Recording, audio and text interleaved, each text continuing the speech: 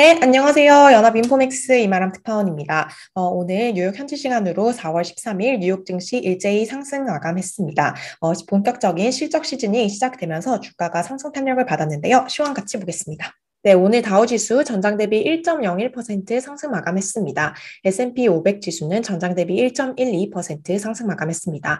나스닥 지수 가장 큰 폭으로 올랐는데요. 전장 대비 2.03% 급등한 수준에서 마감을 했습니다. 오늘 대부분 빅테크 그리고 대형 기술주들이 반등을 하면서 주가 상승세를 이끌었습니다. 마이크로소프트 거의 2% 가까이 올랐고요. 애플과 알파벳 모두 1.5% 안팎으로 상승을 했습니다. 테슬라와 아마존 모두 3% 이상 상승 마감을 했습니다. 네, 업종별로도 소비재 그리고 기술주, 자재, 에너지 관련 종목이 큰 폭으로 올랐고요. 금융주와 유틸리티 섹터는 소폭 하락을 했습니다. 네, 오늘 JP모건과 델타 항공을 필두로 이제 실적 시즌이 본격적으로 개막을 했습니다. 오늘 JP모건과 블랙록 그리고 델타 에어라인 등이 이제 굵직한 실적 발표가 나왔는데요. 세 기업 모두 이제 실적이 크게 나쁘지 않았습니다. 시장의 예상치를 상회하는 수준이었고요. 투자자들이 주초 발표됐던 물가 급등에 대한 우려를 조금 소화해 가면서 주식시장 전반적으로 강세 흐름을 보였습니다. 네, CNBC 기사인데요. 이제 실적 시즌이 킥오프 시작하고 그리고 대부분 이제 긍정적인 결과를 가져왔었고 트레이더들이 인플레 숫자 이상으로 이제 이걸 좀 소화하면서 주가가 상승했다고 설명을 하고 있습니다. 네, 오늘 이제 델타 에어라인스가 실적 발표를 했는데요. 델타 에어라인스는 이제 1분기 동안 순손실을 기록을 했습니다. 1분기 동안 9억 4천만 달러의 순손실을 기록을 했지만 손실을 기록했음에도 불구하고 이 손실액이 시장에서 예상한 것보다 적었다는 인식에 이제 주가가 상승을 했습니다. 또 이제 델타 에어라인스 같은 경우 2분기 즉 4, 5, 6월에 이제 본격적인 여행 시즌을 앞두고 이제 예약과 운임 상승으로 2분기 실적이 순손실에서 순이익으로 이제 전환을 할 것으로 보인다고 예상을 했습니다. 지금 이제 코로나가 세계적으로 완화가 되면서 여행 수요가 폭발적으로 늘어나고 있는데요.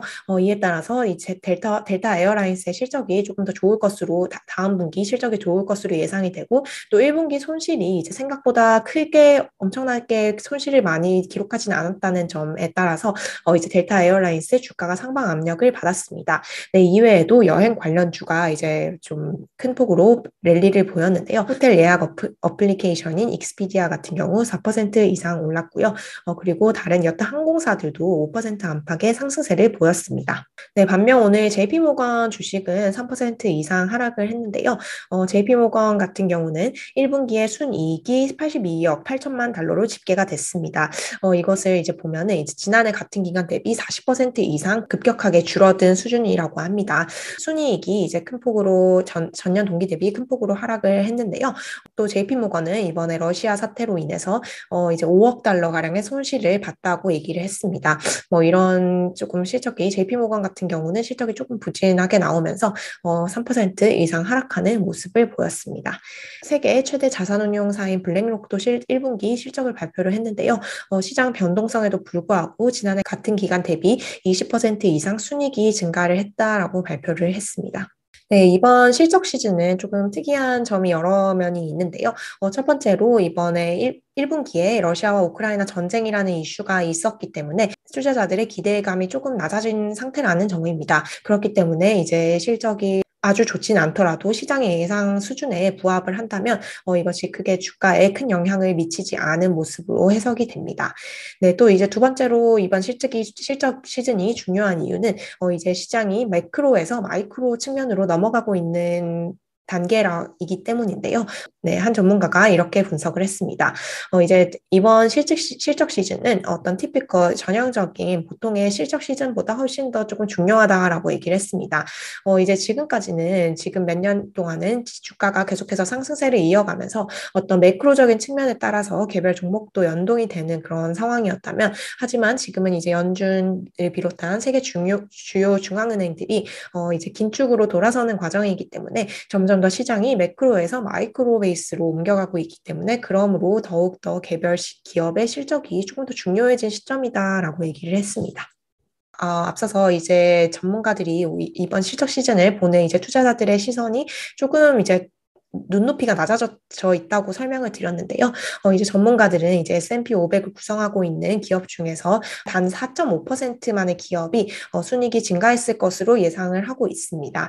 이는 이제 실적에 대한 전망이 비관적으로 나온 것은 코로나 팬데믹이 발생을 했었던 2020년 4분기 이후 이제 가장 좀 비관적인 전망입니다. 네, 전문가 발언인데요. 이제 1분기 실적이 그냥 오케이 수준, 그러니까 뭐 크게 나쁘지도 않고 크게 좋지도 않을 것이라는 네, 이제 1분기 실적은 그냥 오케이 수준, 그러니까 뭐 크게 서프라이즈라고 할 것이 없을 것이다라는 얘기를 했고요. 또 게다가 이제 향후 어떤 실적 전망치에 대한 가이던스가 조금 부정적일 여지가 크다라고 얘기를 했습니다. 네, 그렇기 때문에 이제 1분기 실적 시즌이 어떤 주식 시장에 강한 상승 탄력을 주기는 조금 어렵다라고 생각을 하고 있다라고 얘기를 했고요.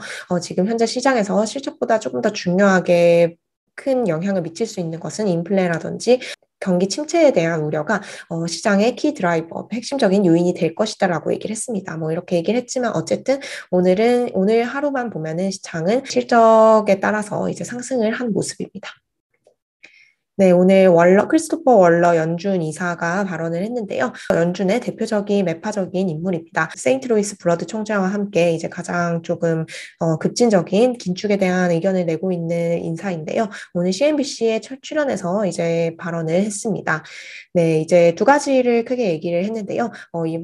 최근 경제 데이터 등 물가 지표 등을 보면 이제 연준이 5월에 50bp 금리 인상을 해야 한다는 것을 아직 지지하고 있다라고 얘기를 했습니다. 이뿐만 아니라 5월 이후 6월 그리고 7월에도 이제 50bp 금리 인상을 고려해야 할 수도 있다라고 얘기를 했습니다.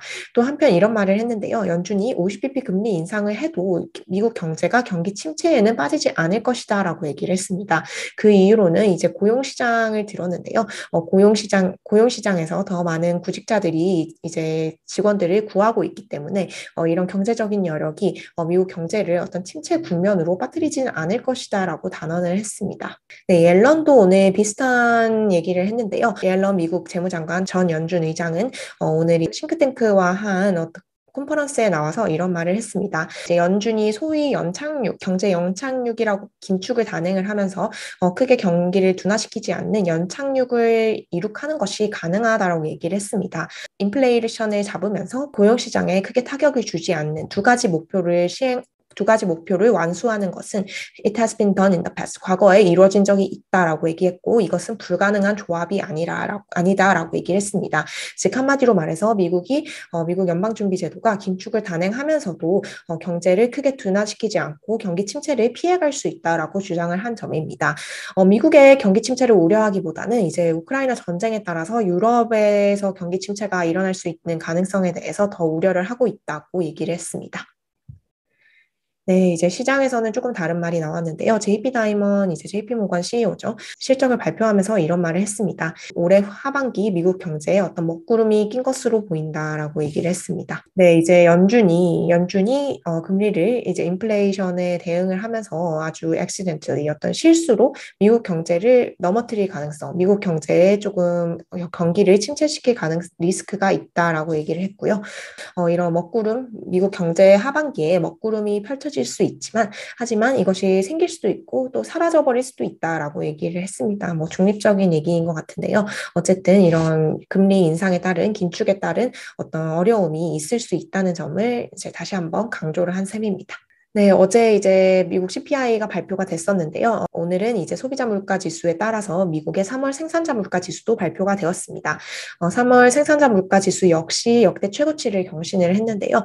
3월 PPI는 지난해 같은 기간 대비 11.2% 이상 오른 것으로 집계가 됐습니다. 이거 이제 네, 11.2%의 PPI 상승률은 역대 최고 수준입니다.